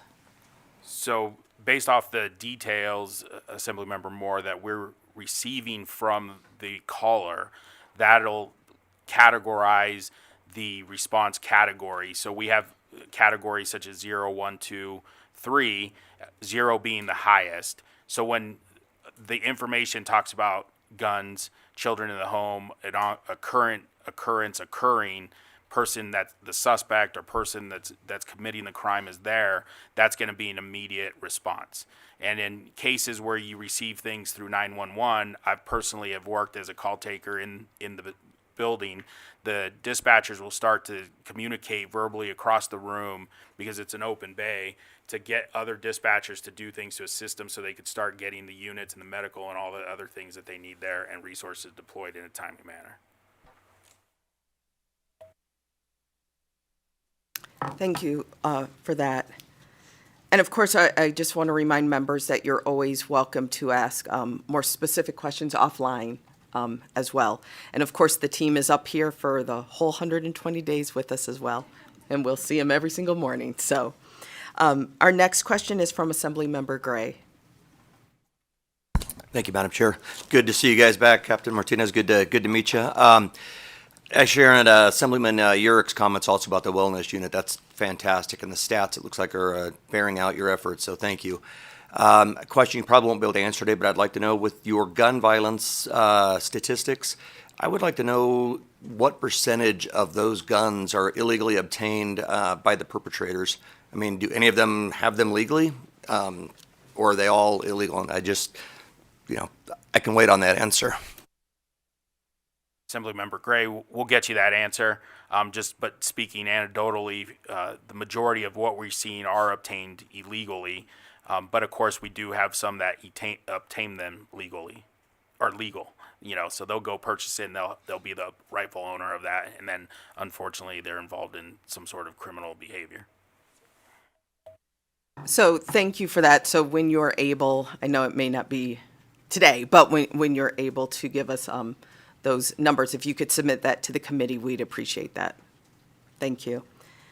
Our next question is from Assemblymember Roth. Thank you so much, Chair. And thank you for your presentation. My question is in regards to retail theft. So I appreciate the statistics that you provided in your presentation. I'm additionally looking at the state of Nevada provides very detailed crime statistics in regarding everything from property to violent crimes. And one statistic that stands out to me is that crime has been considerably on a downward trend since AB 236 was passed in 2019. And specifically in regard to larceny and theft crimes, in 2024, we had 42,846 crimes in regards to larceny. But if you look back in 2018, prior to AB 236 passing, when that felony threshold was lowered, we had 74,028. And so with this downward trend in larceny crimes in the state over the last over 5 years, what is the rationale for lowering that felony threshold, especially when we're seeing such increase in inflation, and when we would be then lowering that threshold below Texas, Wisconsin, Colorado, Pennsylvania, South Carolina, Delaware, Georgia, Iowa, Kansas, Maryland, Montana, Nebraska, Rhode Island, Utah, and Massachusetts. Assemblymember Roth, the rationale is that you have folks that are coming in. It's just not one occurrence; it's multiple occurrences, and it could be the same person. So if they do it and they come in today to your store, and they take $500 worth of stuff, and they do it tomorrow again, it's still a misdemeanor crime because they're not doing it all. But it's the same actor, the same person. These stores are seeing the same people. We see that even within just the small areas, because a lot of these folks, they're going to go and steal from the area that they're at. They're not going to travel far. They're going to go to their local CVS or Walgreens or other stores.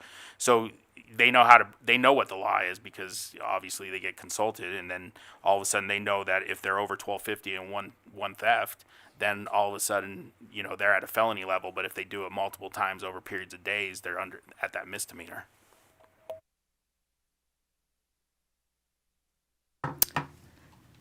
Thank you. Our next question is from Assemblymember Hardy. Thank you, Chair. Good morning, gentlemen. Good to see you. Could you just touch on a little bit, since we talked about with Department of Public Safety, their hiring, where are you? Are you able to recruit, and are you just having difficulty? As is mentioned, it's very dangerous and difficult job. So how is that going? Because to your point, the more officers we're able to have on the street, that's going to help in traffic and all these other areas if we have more officers available to respond. We've had success in hiring. We're full at capacity with the positions in the jail, and then we're also close to being full within a few academies, and our separations have reduced significantly over the last 2 years as well because the workforce has gotten younger.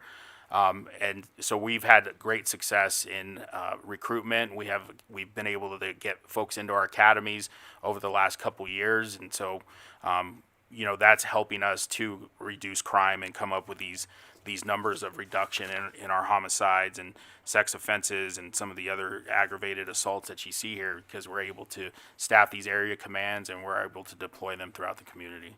So we're having success, but obviously we're always recruiting, and that's why everything we do, we throw that recruitment out there. Do you have a follow-up? Yeah, could I? Yes, please. Thank you. So not really a follow-up, but could you touch on, we've seen a lot of these wrong way collisions and fatalities. Could you touch on that? Because it just seems like to be increasing. Do you have any indication of why that's happening? Is it because of DUIs, or it just seems to be just getting more and more, these wrong way drivers on the freeways and such? Do you have anything you could share regarding that? I don't know the data, Assemblymember Hardy, off the top of my head, but I know anecdotally that DUI and impairment has led to a few of the wrong way drivers. And as we know, we lost an off-duty officer this year in a collision on I-15, and that person was under the influence. So obviously that is a causal factor, and that was investigated by state police. Thank you for that. Our next question is from Assemblymember LaRue Hatch. Thank you, Chair. Thank you so much for being here. Detectives, I'm happy to see you back, and Captain, I'm happy to welcome you. I appreciate all the work you're doing. I was very heartened to see these crime statistics, to see that homicide is down 22%, motor vehicle theft is down 30%. Obviously, we always have more work to do, but clearly something's going right between your work and what we're doing. And so I just wondered if you could speak to that, of what is informing those decreasing trends. I think it's the community engagement aspect, working with the community, being able to engage with our youth, engage with our businesses that are in the community, as well as all of our other community partners. Detective Hunt, to my left, he works with our DREAM program. When he was at Area Command in Summerlin, he worked with the youth there. He still does a lot of work and mentorship with the youth with our Office of Community Engagement. And I think that has helped us reduce the crime overall, not only in juvenile population, but in adult population as well. And then also working with our NGOs to be able to address domestic violence, which we know that a majority of the homicides we've seen are domestic violence related. So just overall working with the community, but also making sure that we're paying attention to our personnel deployment and where we're putting our cops. As we like to say in our business, it's where we put our personnel that makes the difference. And we're data driven at our agency. We have the Fusion Center that maybe some of you have toured in the past, where you have all of the technology that is available to us as well, that is making a difference. And we're continuing to grow that technology platform as well, on top of all the other things that we've done over the years to layer that in. Thank you. And I think, going to change direction a little bit right now. I think I mentioned this yesterday, that this is one of the most difficult parts for all of us in this room, but it's always to state our name for the record before we speak. And I forget to remind people all the time of it. So and the reason why we do this is because of the secretaries and everyone that are transcribing and taking the minutes to make sure. But so I just want on the record that the only speaker we've had so far has been Captain Martinez from Metro. So again, it's day 2. We're all a little rusty, and it's a difficult thing to remember to always state our name before we speak. But just for the record, that we keep that it's just been Captain Martinez. Thank you. With that, our next question is from Assemblymember Hanson. Thank you, Chair. It's good to see you. Thank you for your service, and to your families for the service they provide through you. I want to visit the question of, is larceny down, petty larceny down, in regards to my colleague's question regarding those thresholds and the reforms of 2019. I guess I'm trying to understand. So just a personal anecdote. I had a son who worked in asset protection for a major retailer. And certainly theft was not down. It's just they don't go after them. At least for this corporation, literally their policy was, as my son would try to rush out the door, don't. It's not worth the danger. So I think the numbers in my mind on the retail theft, we say it's decreasing when we say crime is down, but is it really decreasing, or we just aren't? Those corporations aren't pursuing because the thresholds are such that it doesn't make it worth someone's, endangering their life over, and they take the hit financially, because we know the millions that these businesses are losing. is it down because we're locking up things in the store? So I just really would like to understand, in Nevada, is petty larceny, because we moved the threshold, versus a felony, those numbers are down, but is it because people really aren't committing the crimes?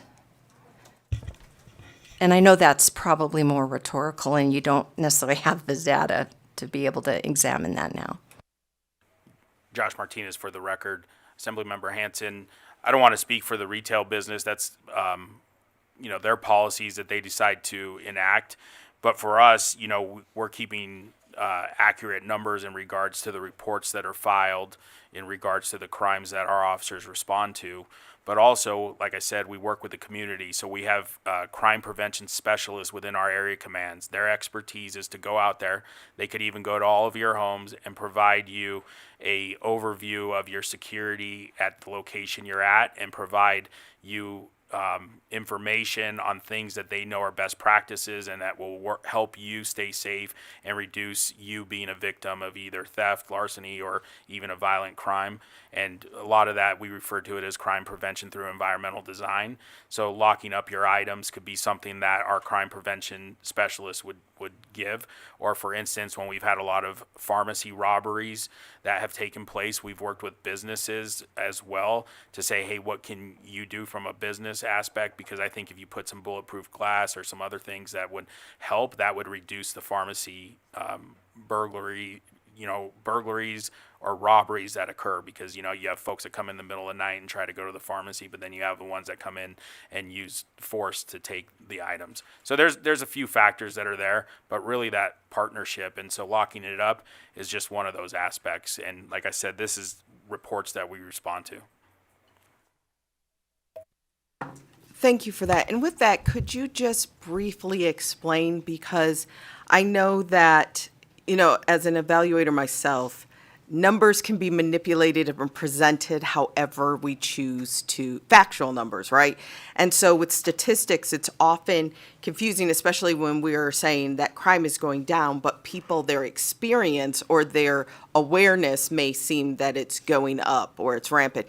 Could you explain just exactly how our police department, where these statistics are coming from? So where you report to on a national level and database, and so that we understand, because again, we all could pull different stats right now to support different claims. So could you explain what you're required to report to, and even at the federal level? Josh Martinez for the record. Chair, I'll try to do my due diligence here on explaining that, but we have the NIBR system, and that's the system we report to at the federal level. So the categories of crimes that you're seeing here from my time as a detective and being an admin within an area command is these person crimes are the crimes that we report to the federal government in the NIBR system. So these are vetted. The narratives are read. We have a whole analytics section that handles that. The same thing with the property crimes that I'm showing here. These are going to be crimes that would be reported to NIBRs as well. Things have changed a little bit, so I'll just speak to these two slides. If you want some more information on that, I could contact our analytical section, but we have people that specialize in this. They make sure that the numbers are accounted for, and then they report those to the federal government. Thank you for that. We have another question from Assemblywoman Nadeem. Thank you, Madam Chair. I want to take my question to further level. Like last month, I myself experienced, I had to go somewhere, and I experienced my Google map told me that there are 2 accidents on 215 and 3 on 95 the same time. And even then, when the kids, they go to the UNL, to go to the school or colleges, we get so scared to send them because of the road rage. People don't stop on the stop sign, and they rush. Everybody is rushing. So is there any measures that you are taking more aggressively to avoid those accidents, road accidents? Josh Martinez for the record. Assemblymember Nadeem, It's the same stuff that, I talked about already during the presentation is, deployment of the officers that are out there, and then also, using our PIO to get out there and talk about traffic fatalities, and we've made videos with our traffic section to go out there and talk about as well.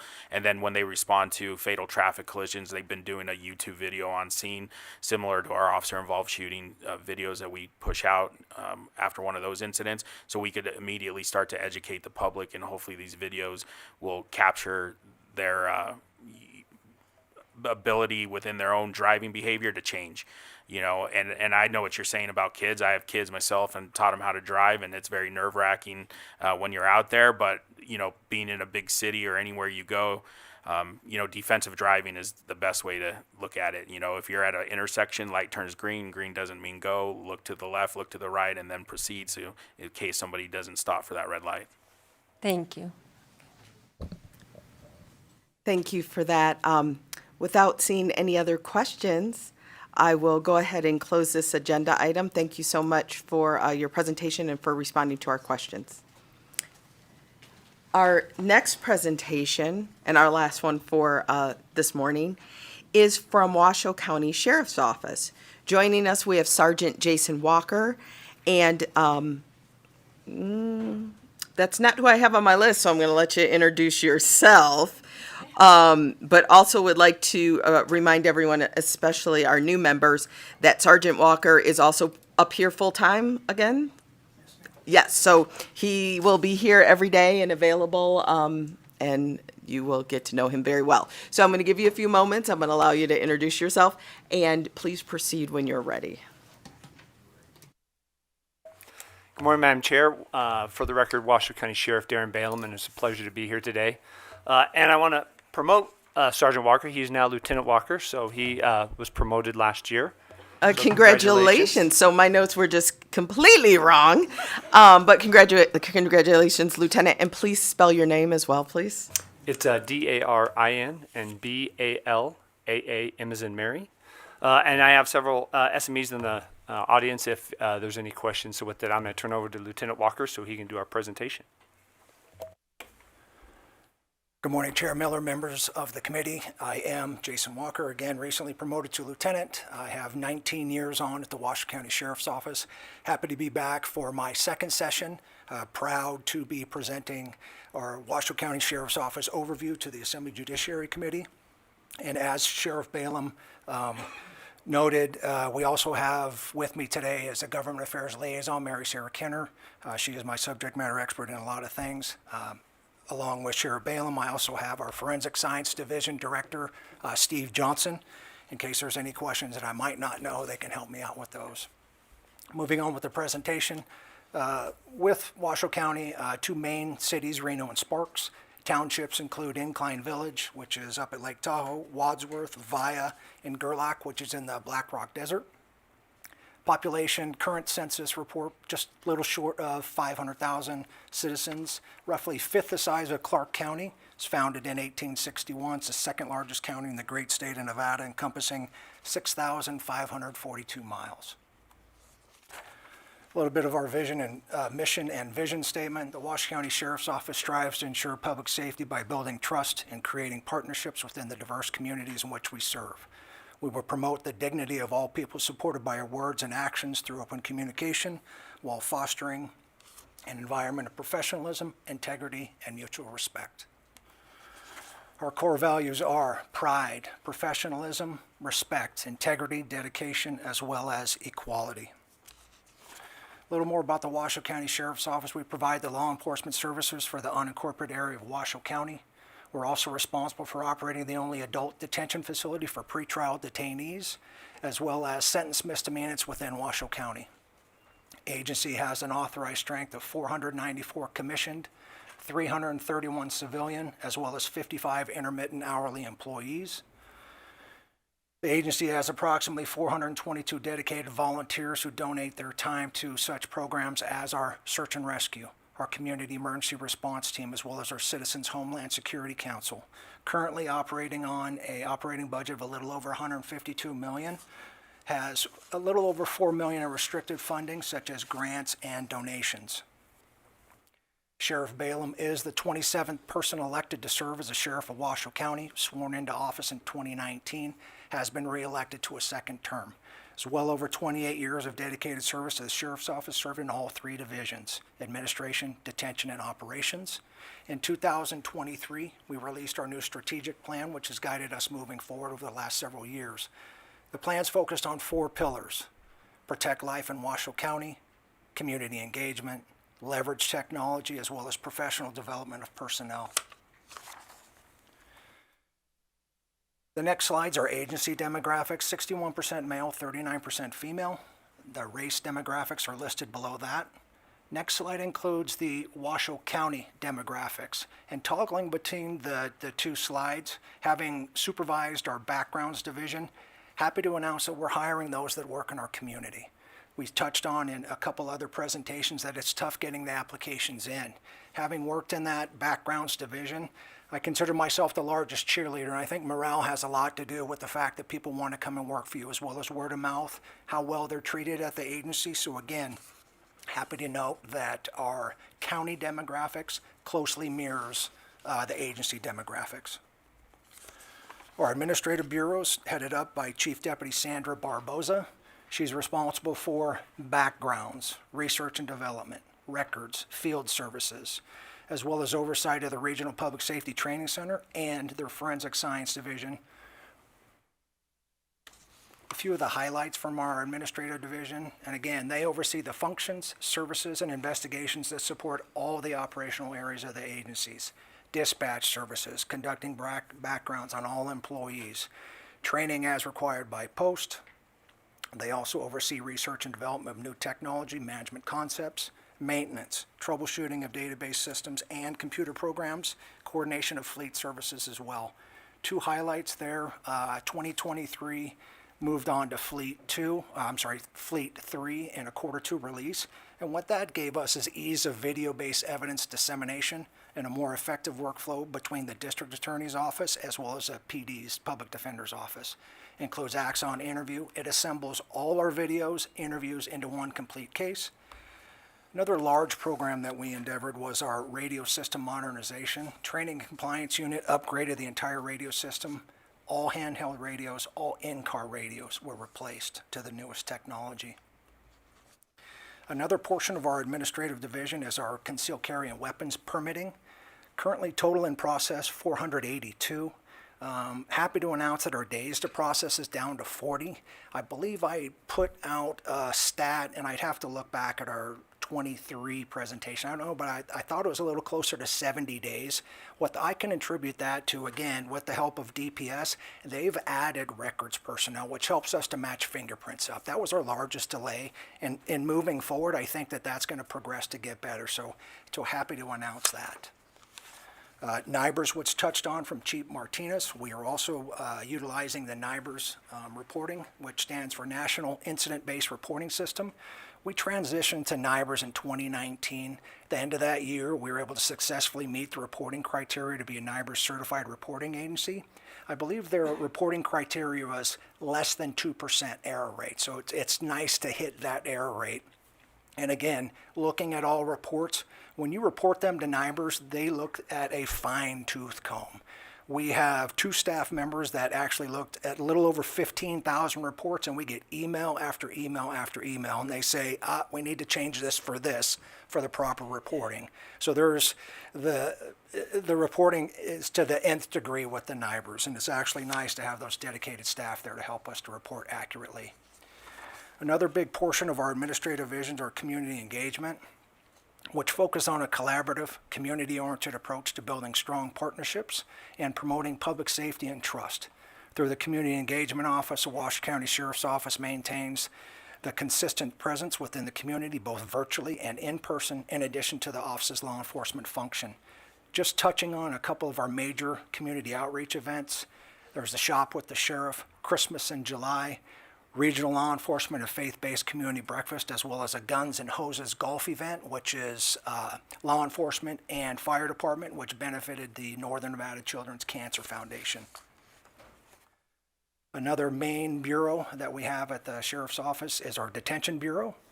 headed up by Chief Deputy Darren Rice, and includes detention admin, detention operations, as well as the detention services divisions. A couple of the stats there from our detention highlights.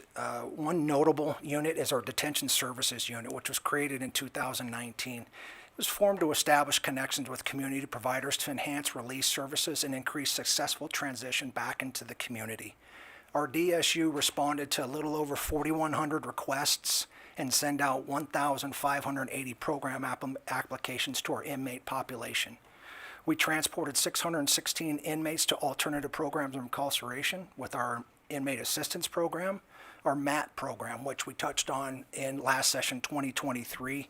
We inducted 21 new participants from the Washoe County Jail. We also continued 209 MAT participants, and I checked into that because I wasn't sure on the verbiage. So what that means is that we happen to come into the custody of a person that was already on a MAT program. We were able to continue their medication while they're in our care and custody. I think that's notable. MAT programs, we know they're going to continue across the nation. We can see the value in those, particularly to prevent the recidivism. Our MAT participants increased from 130 in 2023 to 198 in 2024. That's a 35% increase. Proud to put that out there. Also with our detention services unit, state social services, discharge planners, programs are listed there for our in-custody inmates. A couple of our detention, as far as the jail stats go, our average daily population at one point in time was up to 1,247 inmates. That's a handful. And as far as our management level goes, it's 72 inmates to 1 deputy. That's our ratio of management. We're a direct supervision. There's 112 inmates per housing unit. There's 16 housing units. Our average length of stay is hovering right at 12 and a half days. Our total inmates booked, 14,513. You can see that release stat there. It's about 100 more than that. So we're at about a break even. And the asterisk there basically says each occurrence of individuals booked. So if Jason Walker got arrested 5 times, that stat is in there as far as being booked and being released. So that's what that asterisk is for. To the left of that, you can see our daily population by gender, male, female, as well as the race breakdown below that. Apologies for the small text on this slide. So I'm not that good at PowerPoint, but it's the best I could do. I highlighted some of those numbers there. The blue doesn't help either, Lieutenant. Room for improvement. Room for improvement. So with the care and custody of the inmates is also the transportation. And let's just break that down to the nth degree. Transportation of inmates to video arraignments, 2nd Judicial District Court, Reno and Sparks Justice Court, Incline Village Justice Court, Reno and Sparks Muni Court, and any other medical transports. The top slide there, you can see it's a little over 10,000. The bottom slide there is at 15,000. We're moving bodies where they need to go all day long. Another major bureau that we have is our Operations Bureau. It's run by Chief Deputy Corey Solferino, which is our Patrol Division, Incline Patrol Division, as well as our Special Operations Division. Most of our business and operations comes from Washoe County Dispatch. That's police, EMS, fire. Total for the year, we're a little over 139,000 calls. Of those, a little less than 30,000 were 911 calls. 109,230 non-emergency calls for Reno Valley Patrol, Incline Patrol, Gerlach Patrol, our mobile outreach safety team, as well as our special operations teams. Also in our operations division is our search and rescue, Raven, which is our helicopter program, as well as our newly created drone program. In 2024, our search and rescue calls totaled 273 requests with 85 actual responses. Our Raven helicopter program calls for service were 51 requests, 38 actual responses, totaling a little over 248 flight hours.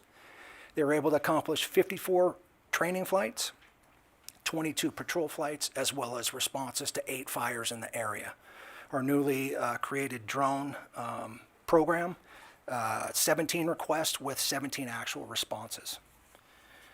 In our patrol division, we work on a stratified policing model, which incorporates place-based policing, person-focused, problem-solving, and community-based in one methodology. We have accountability meetings weekly. It's intelligence-led policing with real-time crime analytics. We look at repeat calls for services, significant incidents, crime patterns, problem locations, problem areas. Here's an example of a very recent, we call it a hot place. One of our local construction companies was getting hit with copper thefts. And you can see there the four notes there in that top circle up there towards that center, right? Those are recent cases. And what we do with these hot places, obviously we identify that there's a pattern. This place is being hit with copper thefts. What we do is put directed enforcement in that area to prevent.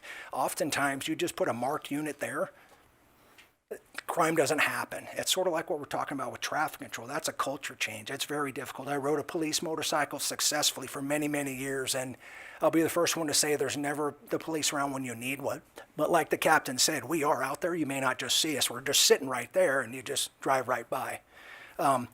Again, with this bulletin, if there's any known offenders in the area, the list of the cases, a map with the radius. Last but not least is our forensic science division. They are responsible for 13 of the 17 counties in northern and central Nevada, and 1 county in California. There are local, state, federal, and tribal agencies within these counties. The scopes of the services they provide are breath alcohol calibration, controlled substances, crime scenes, DNA, firearms, as well as alcohol and drug toxicology. Director Johnson provided me a few of the stats here. You can see controlled substances is a major focus there. Our top 6 identified substances and samples analyzed: methamphetamine, fentanyl and their derivatives, cocaine, cannabis, heroin, psilocin. He's also responsible for DNA. There was 1,154 assignments created, 1,011 reports completed, as well as testing for firearms. NIBIN is our firearms database, as well as DUI-related toxicology. Our 2025 session initiatives, obviously public safety, traffic safety, anything in and around the detention center, as well as the civil process. 2023 program implementations that we're proud to put into place: AB 139, MENA stats for any subject stops, traffic stops, along the like. AB 156, a continuation growth of our MAT program, success in that. AB 286, the voting in the jail. As well as AB 121. It was the mail in the jail as well as the med overnight stays.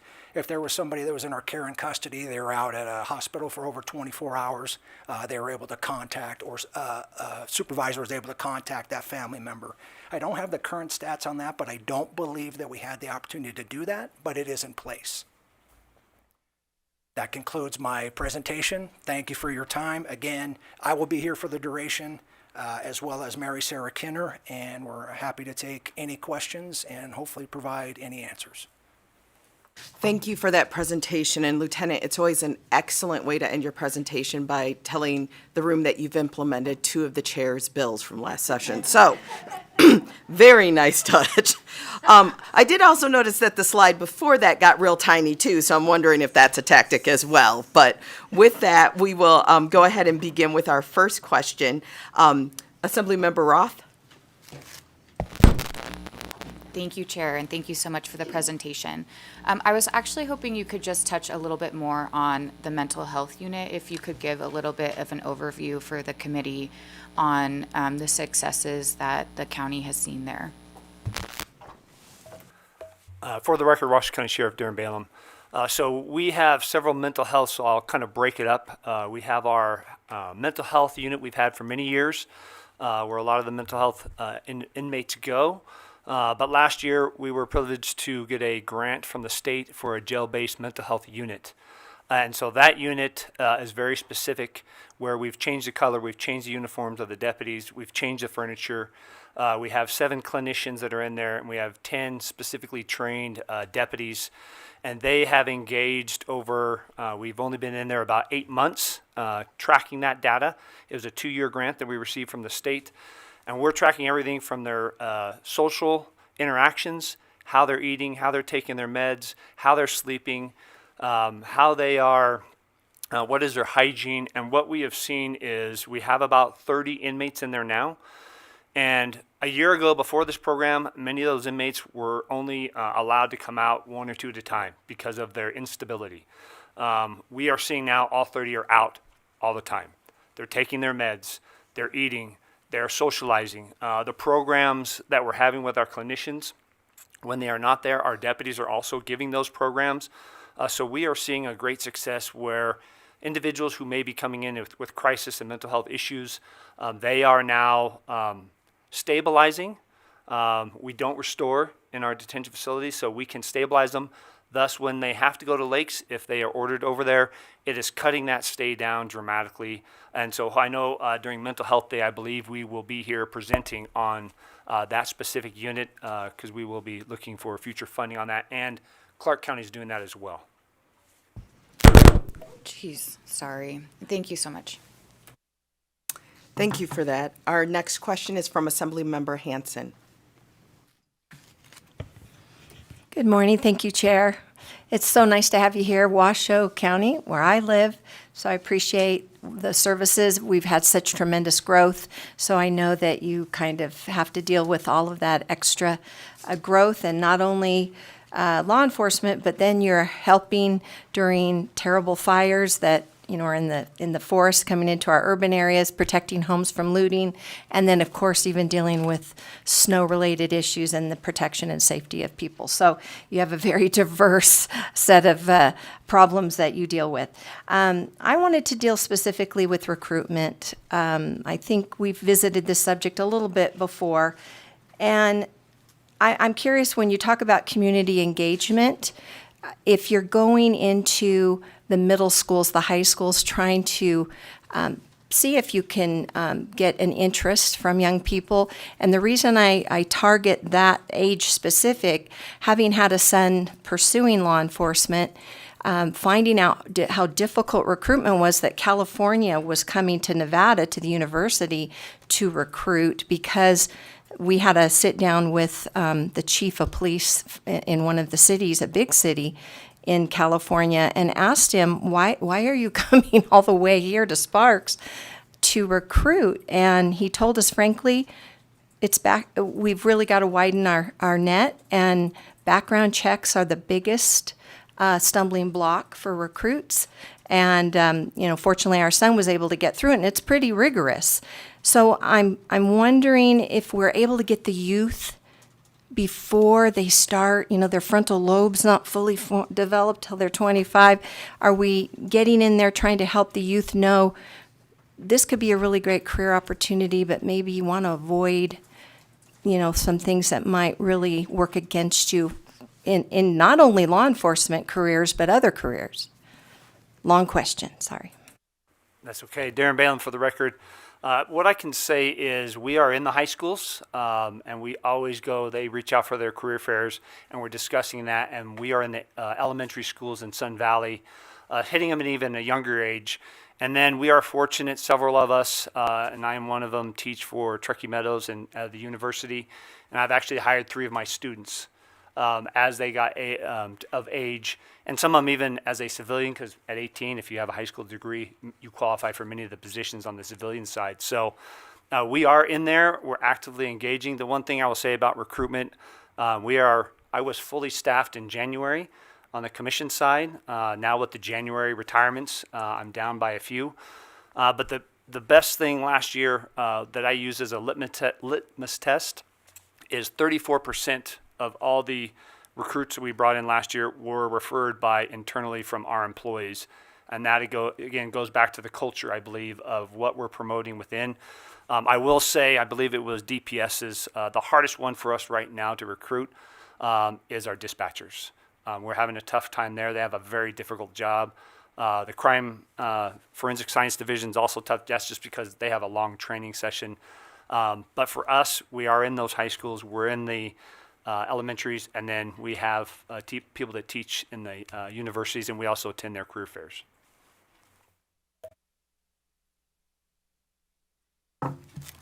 Thank you for that. And thank you for that comment about dispatchers having a very difficult job. I don't think people realize that the person listening, taking those 911 phone calls and hearing that activity and hearing those pleas and requests on a regular basis, it is a lot. So thank you for acknowledging that. And again, just for the good of everyone, so that we're all learning up here. So Our next question is from Assemblymember LaRue Hatch. Thank you, Chair, and thank you so much for being here. I want to start with a quick shout out to Director Johnson, who invited me to come tour your lab this last year, and it was incredible to see the work that you're doing. And I hope you will extend that invitation to my colleagues and see if maybe we can get a group of us to come see what you're doing. Oh, he's coming up. Okay. Steve Johnson for the record. Yes, we would absolutely have anybody from this committee or any other that wants to tour the lab. That wasn't actually my question, but I appreciate that. So I just had a question about the crime stats. We saw in Metro's presentation that crimes were going down in that area, and I just wondered, one, if you could get those stats to us, and two, even if you could tell us anecdotally, do you see similar trends in the Washoe area, or is it different in our area? Thank you for the question, Jason Walker. We are seeing similar trends. We just had our yearly accountability meeting a month or so, or actually it was January because we're a little bit late on that. We are seeing some crime stats trend lower while we're seeing some other ones trend a little higher. And again, what that does is allow us to tweak our response a little bit, put a little bit more directed enforcement into that. What I can do is get our notes from our year-end accountability meeting and provide that to the committee if you all are interested in that. Be happy to present that. Yes, thank you for that. Did you want to respond as well? Okay, thank you. Our next question is from Assembly Member Gonzalez. Good morning, and thank you so much for the question. I was wondering if you could speak to how many people are currently in jail for failure to appear in court. That's an excellent question that I don't have an answer to. What I can say from working in several locations, not only as a patrol supervisor or as a deputy out on street, as well as working in intake, I did note that in my experience, it might be a fifth of the population. There are a lot of FTA warrants that are out there. I have been in conversation with a couple of other people that are here as lobbyists, and we're interested in discussing if there's an opportunity for us to make that better. Oftentimes, when persons come in for an FTA, it's just because the judge wants to see them. And again, having been on that end, and it could be somebody that we wrote a traffic ticket to that just happened to be driving too fast, and we wrote them a citation that they just happened to forget about. And then having to complete that circle and see them again and arrest them, it's just a regular person like me that happened to forget their court date. Those are one of those ones that if there's some prevention method that we could prevent them from going down to our jail, not that our jail isn't safe, clean, and quiet, but if there's a better avenue to prevent that FTA, we're on board. Thank you for that. And by FTA, you mean failure to appear? Jason Walker, yes, ma'am. Thank you for that. Again, we all, in every committee, right? You know, we have people appear from different educational and professional backgrounds, and some know the different acronyms and the lingo, and some don't. So I just wanted to clarify that. But I have a final question for you. I'm going back to the presentation, and again, because we're up here asking about data and statistics. When you mentioned the NIBR system that everyone is now just recently transitioning to, you mentioned a 2% error. And so is that an error on the part of the system or an error on our end of data entry? Jason Walker, thank you for the question, Chair. That's NIBRS is a lens that seems a little bit different than regular reporting. And what I mean by that is if I arrest somebody for battery, NIBRS reports it a little bit different on the national level. We don't use battery, we use assault. And what I mean by that 2% error rate is that I will, in my ability, put my report out there, type out my narrative, it gets sent off to prosecution. The NIBRS professional workers that are on that end look at it and they might respond back and go, hey, Walk, you reported this wrong. Instead of code 201, it needs to be code 202. And the reason why they're on that end as far as the filter to ensure that I make sure that I report the code correctly. That's what the NIBRS professional staff does. If I can increase them by tenfold, I would. Every time I go down there, they got a stack like this. I make sure and say hello just to make sure that they get the motivation that they need to ensure that the reports that we put out are within the acceptable accuracy level. Thank you for that, because you answered my other question, which was how much of it was based on miscategorizing and such. And it's nice to hear that there's an actual quality control team of humans behind the scenes that are doing this. So I know that, and I know even last session with one of my bills, it was because, again, the difference between the uniform crime reporting and the NIBRS and what's required by the feds and such. And so it seems right now the federal system is the NIBRS, but we, and I say we probably as many of our local jurisdictions and states as well, are not aligned. So is there an agenda or a plan to align to that reporting system so that we're reporting apples to apples, or is that something that in functionality on the ground doesn't work?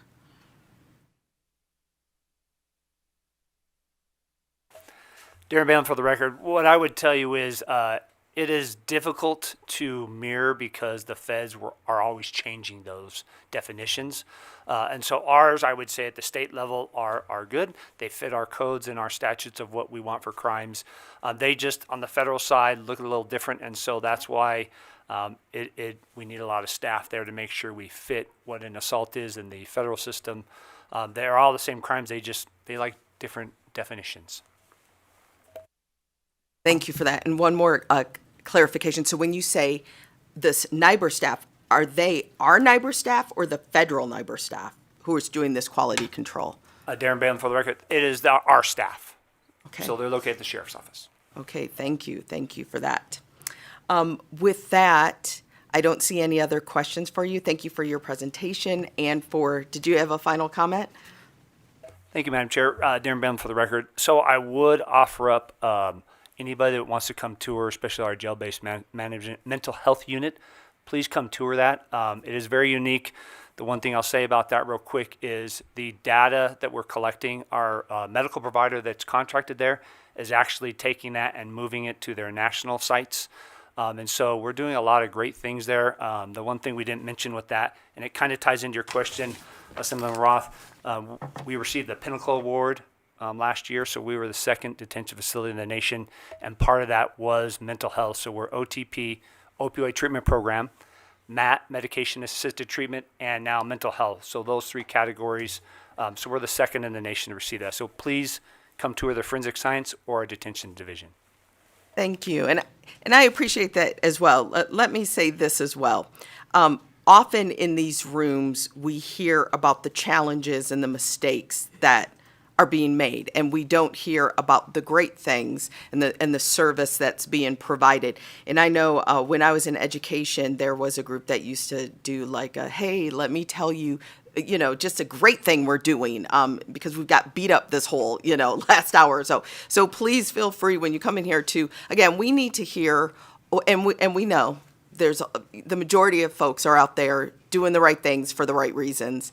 And but please always let us know. Let's get it on the record, all of the great things that are happening as well. So thank you for letting us know that. With that, I will go ahead and close the agenda item. Again, thank you for your presentation and for responding to our questions. That was our last presentation for today. So we will move on to our last agenda item, which is public comment. The phone number, so those that are listening and would like to call in, the phone number today is 1-888-475-4499. The meeting ID number is 867-3546-2866. And you will then followed by the pound key, and you will be asked when to respond. We will first begin with public comment here in Carson City, if there's anyone that would like to approach. Not seeing anyone. Is there anyone there in Las Vegas that would like to approach and make public comment? Also not seeing anyone approach. I will ask Broadcasting to please open the lines for anyone that would like to make public comment on the phone. Chair, the public line is open and working, but there are no callers at this time to provide public comment. Okay, let's just give it a minute because we moved swiftly to that. So I want to make sure if anyone's dialing in that we don't cut them off while they're in the process.